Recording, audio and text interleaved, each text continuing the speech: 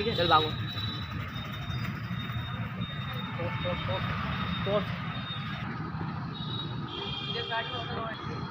पकड़ो पकड़ो बहन, तो सांप है वो, भागने नहीं चाहिए। अरे मोंटी यार, एक बहुत बड़ी दिक्कत हो गई है यार। ईश्वरनाथ जो है ना, उसकी बेटी को मैंने ले जाने नहीं दिया उसके साथ में। मुझे लगा कि वो अपनी बेटी को छोड़कर भागेगा नहीं, लेकिन वो साला निकल गया, भाग गया वो। और वो सांप है भाई, वो हाथ से निकलना नहीं चाहिए। मैंने अपने बंदे को उसके पीछे लगा दिया है, ठीक है भाई।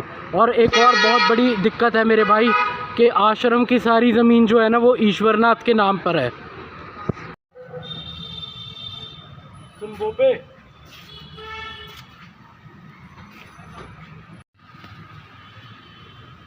सुन बोपे, अगर ईश्वरनाथ भाग गया है, ठीक है, तो ये जो ईश्वरनाथ जिसमें साफ साफ लिखा हुआ है कि सारी आश्रम की सारी ज़मीन,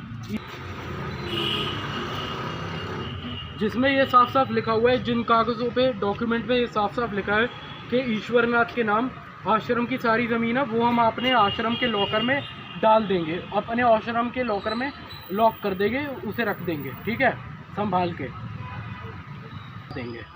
और दूसरी बात यह है कि वो जो 9 लड़कियां हैं, ठीक है, मोहिनी के अलावा, सबसे पहले उन 9 लड़कियों को जंगल में दफना के गाड़ो, ठीक है।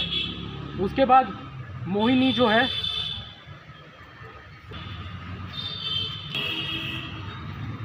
और ये जो अगर मोहिनी भी अपना ज़्यादा उछल रही है ना कि मैं षड्यंत्र में बराबर शामिल हूँ, मुझे भी उतना मिलना चाहिए जितना मेरे को मिल रहा है, ठीक है, तो उसे भी जिंदा दफना कर गाड़, जिंदा नहीं दफनाना है, मतलब मारकर, चाहे जिंदा दफना कर गाड़ो, ठीक है, चाहे लाश बनाकर गाड़ो, चाहे मारने के बाद गाड़ो। जैसे बाकी 9 लड़कियों को मौत के घाट उतार कर जिंदा दफना दिया ना हमने, और उनकी लाश भी नहीं मिलेगी कभी, वैसे ही इस मोहिनी नाम की लड़की को भी जो है जिंदा दफना दो। जिंदा मत दफनाओ, मतलब जैसे मर्जी दफनाओ, मतलब मारकर दफना, लाश भी नहीं मिलनी चाहिए उसकी। बाबा जी नमस्ते, मोहिनी की रिपोर्ट आई है। अरे रुक जा। बाबा जी नमस्ते, मोहिनी के नाम की कंप्लेंट आई है। अगर मोहिनी के नाम की कंप्लेंट आई है ना, तो मोहिनी को हमने जंगल में दफना के मरवा दिया, ठीक है। और तू सुन माइकल, तू SHO है ना, छोड़ दे नौकरी, रिज़ाइन दे दे और मेरे साथ मिल जा, दुगनी तनख्वाह मिलेगी तुझे। रिज़ाइन दे दे, इस्तीफ़ा दे दे, और मेरे आश्रम में तू सिक्योरिटी हेड है आज से। बोल ठीक है, जब नाम बाबू, चलो। तो बिल्कुल सर, ओके भाई मैंने ईश्वरनाथ के पीछे बंदे लगवाए थे, पर खबर आई है कि ईश्वरनाथ ख़त्म है। ईश्वरनाथ मर चुका? हाँ। अगर ईश्वरनाथ मर चुका है तो ये तो बहुत अच्छी बात है। वैसे भी उसकी जो बेटी है सनोबर, वो तो अब हमारे पास है आश्रम में।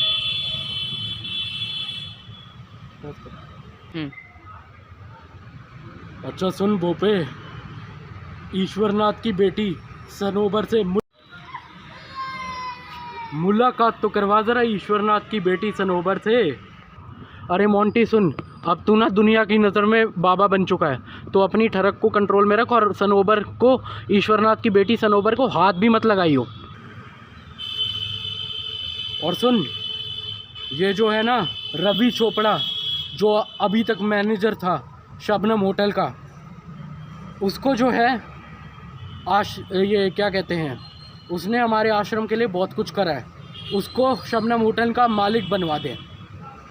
और क्योंकि और वैसे भी उसने ये राज बहुत अच्छी तरह दफन करके रखा है कि हम उसके होटल में मतलब सेक्स रैकेट चलाते थे, ठीक है, प्रोस्टिट्यूशन चलाते थे और धंधा करवाते थे लड़कियों से। तो इसको रवि चोपड़ा जो है, इसको शबनम होटल का मालिक बनवा दे।